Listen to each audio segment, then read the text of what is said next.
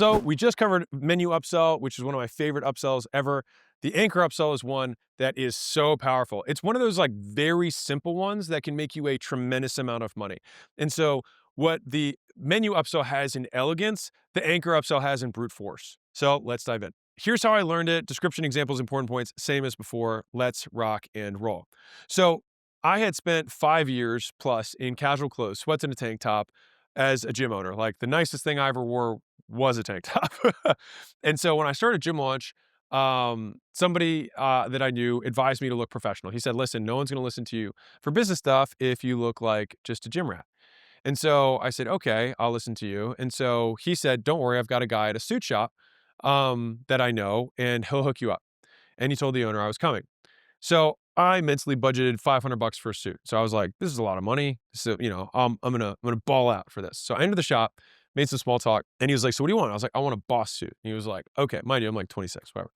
And so I tried, so he gives me the suit. I tried on. I felt cool. He's like, how do you feel? I was like, I feel like a boss. And he's probably laughing at himself. So anyways, I'm looking at stuff in the mirror.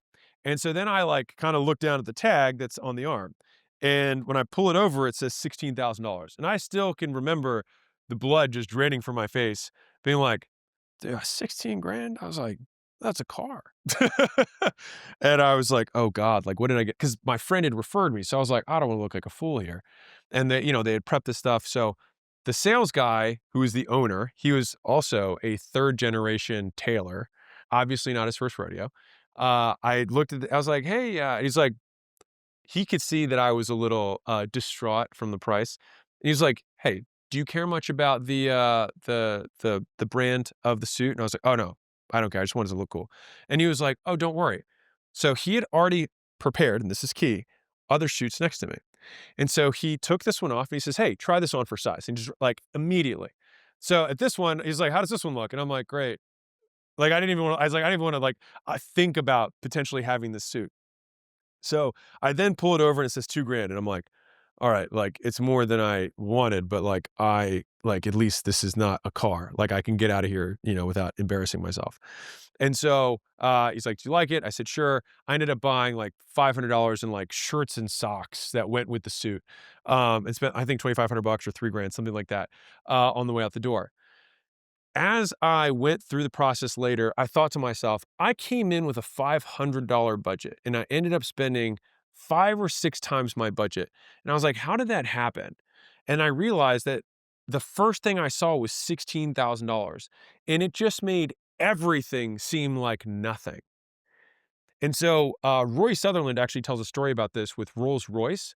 So Rolls Royce stopped showing their cars at car shows because if you have all these different cars and then you see a $400,000 car, it seems egregious.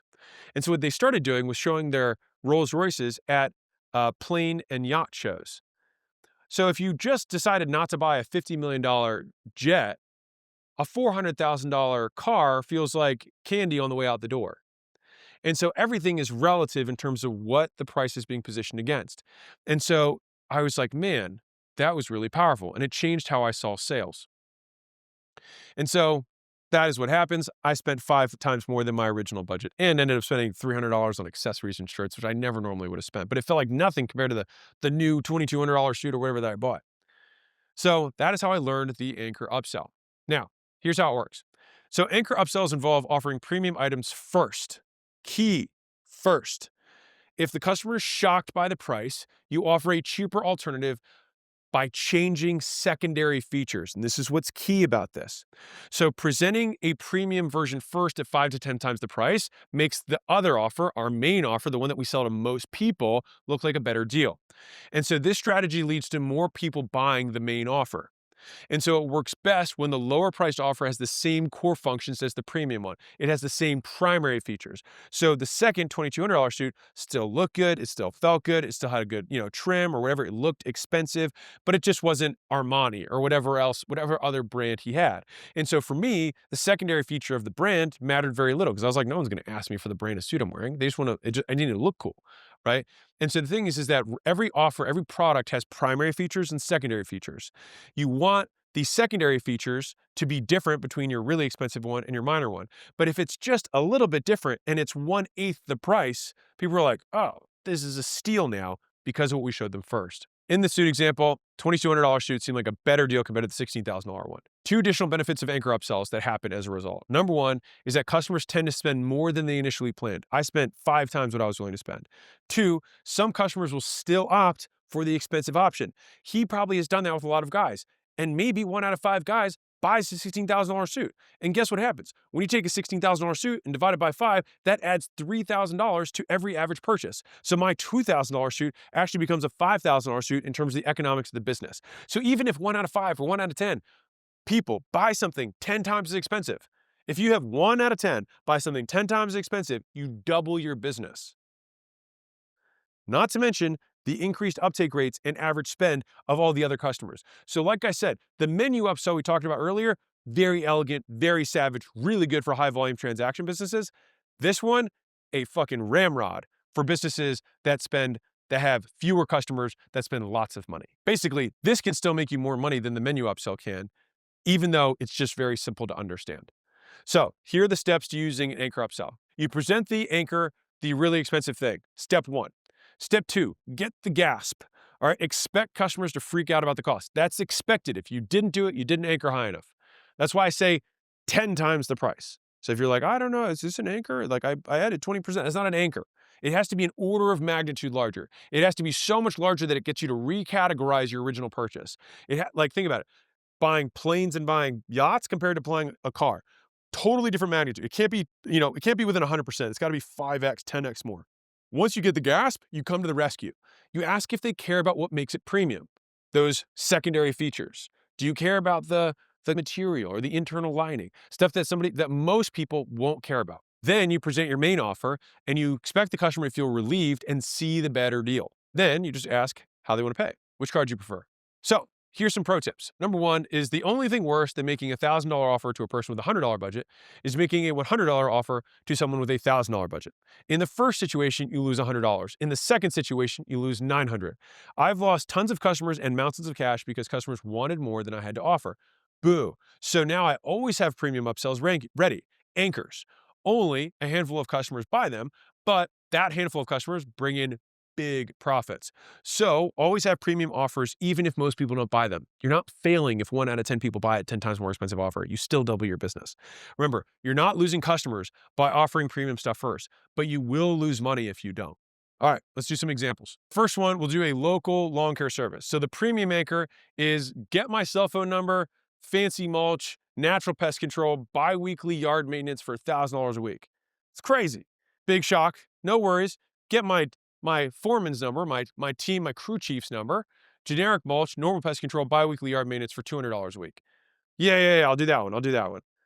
Because it's almost the same thing. At the end of the day, it's like, and they'll probably be like, is my, yard going to look any different? It's like, well, not really. It just really depends on how much you care about the quality of the soil. Now, for the guy who cares about the quality of the soil, he's going to buy this thing. But for everybody else, which 80% of people don't give a rat's poo about the quality of this other stuff, they're like, no, I'll take the 200.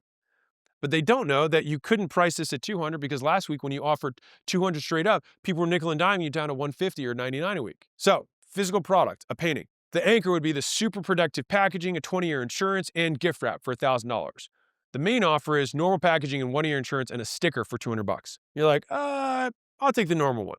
The thing is that you want the customer to feel reasonable by making the purchase, like they're getting a better deal, like they're pulling one over on you. They're like, this guy thinks I want the 1,000. Like, he doesn't even know that this is basically the same thing. And it's like 1/5 the price.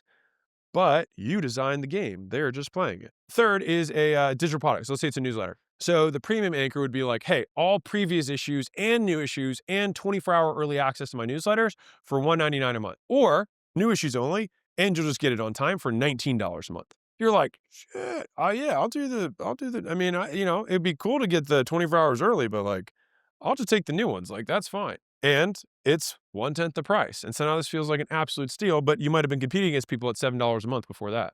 All right, here's some important points about this. This is crucial. You will fail at doing an anchor upsell if you do not treat it seriously. So if you treat the anchor like a fake, so will the customer.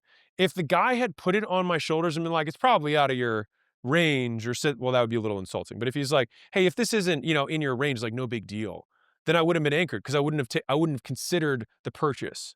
You have to have them fully consider the purchase, really try and think, oh God, how would I come up with this? And here's what happens is that your brain or their brain starts justifying why it might be worth that amount of money. And then when you offer something 1/10 the price, they've already done all the heavy lifting of anchoring, of comparing why it might be worth that. And then compared to this price, it's totally worth it. And that's what we change as little as we can from the thing that they thought about to the thing that they ultimately buy. The next point, make a premium offer that you actually want people to buy. If you have this premium offer that has all these bells and whistles, be ready to service it. Because let me tell you the real secret of what ends up happening when people do this. They 10x their price and they make this really whiz bang thing. And then more than 1 out of 10 people buy it. And so this is just also a great way to give yourself permission to anchor something 10 times as expensive. A proper anchor gets the gasp. Expect them, design for them. You want the gasp. The gasp means they considered it. If they do not gasp, it either means you didn't go high enough or you didn't sell hard enough, as in you didn't truthfully commit to actually selling that thing. Like you have to in earnest present it or this will not work. It'll just be a waste of your time and theirs. And this is especially for business owners. If you teach your team this process, many of them will just skirt through the anchor because they start selling from their wallet. They're going to be like, I would never pay for this. It's like, of course you wouldn't. You already know how to fix cars. This guy doesn't. And so we often can never see the value of the stuff we sell because for us, it's easy. Duh. That's why we have a business around it. You want to sell stuff that's easy for you and hard for other people. That's how you make money. Once you get the gasp, you come to the rescue. And if they don't balk, like if they don't gasp, close the whale. If they're like, this is a nice suit, then you're like, great. Do you have a card on file? Do you want to pair this with a handkerchief? You just move right on in the sale. And you're like, oh God, I got a whale on the line. I'm just going to keep going. To get more people to buy your main offer, make it a better deal. So this is the primary versus secondary features. You want it to be as little different from the main one, from the anchor, as possible, so that they justified the price already at this 10 times higher price. And when they hear this one, they're like, oh, this is a steal. Because if you make your good one too different from the core offer that you're ultimately trying to sell 80% of people, then they actually have to reconsider the offer again. They have to recalibrate price to value.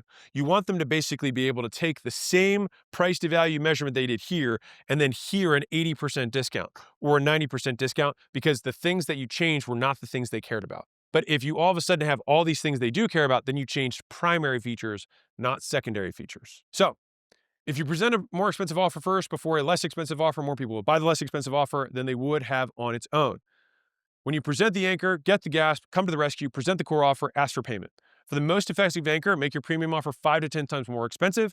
Anchored customers spend a bit more than they plan to, and don't treat an anchor like a fake, or the customer will too, and you will lose trust and waste their time. Important, some customers will buy a premium offer. That is where you make way more money on this because one, more people buy the main thing, and some people will buy the very expensive thing. The expensive premium offer adds outsized profits with fewer sales. So just because you don't sell the most of it doesn't mean you don't make the most profit from it. The main offer and premium offer should have the same primary features. The premium offer has different secondary, aka premium features. After anchoring, offering the primary features for 1/3 or 1/5 or 1/10 the price makes the main offer a great deal. It gives them basically the same thing for way less. That is the Anchor Upsell.